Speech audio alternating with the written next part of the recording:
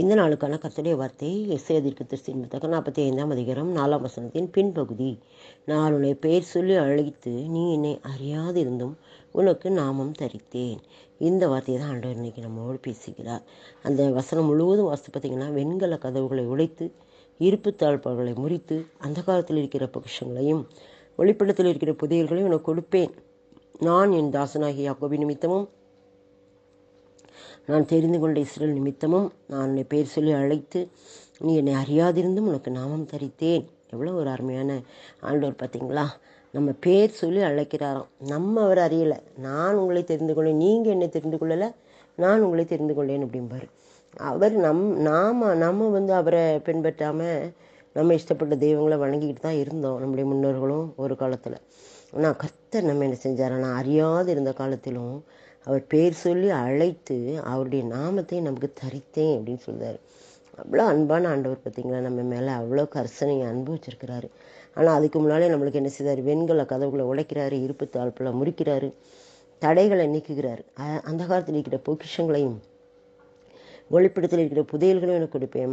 மறைவான காரியங்கள் எல்லாம், ஆசீர்வாதங்கள் எல்லாம் வெளிப்படுத்தி நமக்கு தருவேன் அப்படின்னு சொல்கிறாரு. அவ்வளோ பெரிய தகப்பன் அவர் நம்ம பேர் சொல்லி அழைக்கிறாரு. நாம் அவரை அறிய முன்னாலேயே அவர் நம்மை அறிந்து கொண்டு நமக்கு அவருடைய நாமத்தையும் தரித்தாராம். இதுதான் என்னுடைய வாழ்க்கையில் நிறைய நிறைவேறி இருக்குது.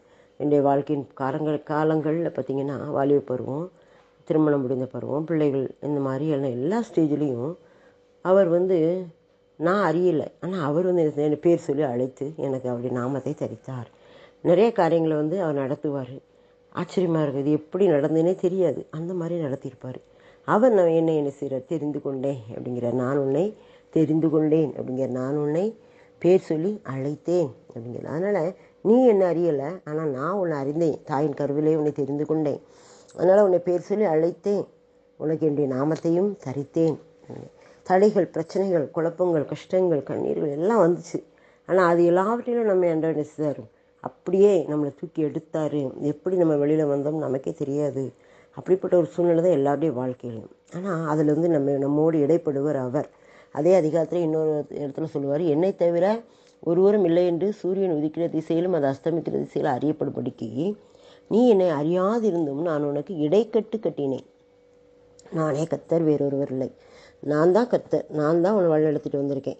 நீ அறியாத பாதையில் நடத்திட்டு வந்திருக்கேன். உபாகமத்தை கூட சொல்லுவார், கர்த்தர் ஒருவரே அவனை வழி நடத்தினார். ஆண்டவர் தான் நம்மளை வழி நடத்தி வந்தார். நம்முடைய காரியங்களெல்லாம் பொறுப்படுத்தி கொண்டார், நம்மோடு இடைப்பட்டார், நமக்கு நாமம் தரித்தார், பேர் சொல்லி அழைத்தார். நம்ம அறியலை, ஆனால் அவர் நம்மை அறிந்து கொண்டார்.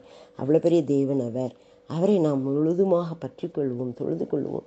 அவர் சொல்கிறார், நம்மை தெரிந்து கொண்டேன் அப்படிங்கிற நான் பேர் சொல்லி அழைத்தேன், நீ என்னை அறியலை, ஆனால் நான் உனக்கு நாமம் தரித்து உன்னை தெரிந்து கொண்டேன். நான் உனக்கு இடைக்கட்டு கட்டினேன். நீ என்னை அறியாதிருந்தாலும் நான் உனக்கு இடைக்கட்டு கட்டினேன். பார்த்தீங்களா? நம்மை தாங்கினார். இடைக்கட்டுனா என்னது? கஷ்ட நேரங்களில் நம்மை தாங்கி நடத்தினார். நமக்கு தெரியல, அவர் தான் நம்ம நடத்தினார்னு. கர்த்தர் ஒருவரே அவனை வழி நடத்தினா அந்நிய தேவன் அவனோடு இருந்ததில்லை என்று சொல்லி உபாகமத்தில் இருக்குது. அதே மாதிரி கர்த்தர் தான் நம்மை நடத்தி வந்திருக்கிறாரு. நாம் அதை உணர்ந்திருக்கிறோமா? அறிந்திருக்கிறோமா? நம்ம அறியலை. ஆனால் ஆண்டவர் சொல்றார், நீ அறியாது இருந்த போதிலும் கூட நான் உன்னை அறிந்து கொண்டேன். நான் உன்னை பேர் சொல்லி அழைத்தேன். நான் உனக்கு இடைக்கட்டு கட்டினேன். நான் தான் கர்த்தர், வேறொருவரும் இல்லை. நான் தான் இதை உனக்கு செய்தேன். நீ யார் செய்தான்னு நினச்சிட்ருக்க? எந்த தெய்வம் கிடையாது. நான் தான் உனக்கு இதை செய்தேன் அப்படின்னு சொல்லி நம்மோடு இடைப்படுகிறார் கர்த்தர். இந்த நாளிலும் நம்முடைய வார்த்தைகளை உறுதியாய்ப்படுத்திக் கொள்வோம். நான் உன்னை பேர் சொல்லி அழைத்தேன். நீ என்னை அறியலை, ஆனால் நான் உனக்கு நாமம் தரித்தேன். நீ என்னை அறியலை, ஆனால் நான் உனக்கு இடைக்கட்டு கட்டினேன். நான் தான் உன்னுடைய தேவன், நான் தான் உன்னுடைய கர்த்தர், வேறு ஒருவரும் இல்லை அப்படின்னு சொல்லி ஆழமாக நம்மோடு பேசுகிறார். நாமும் அவருடைய வார்த்தையை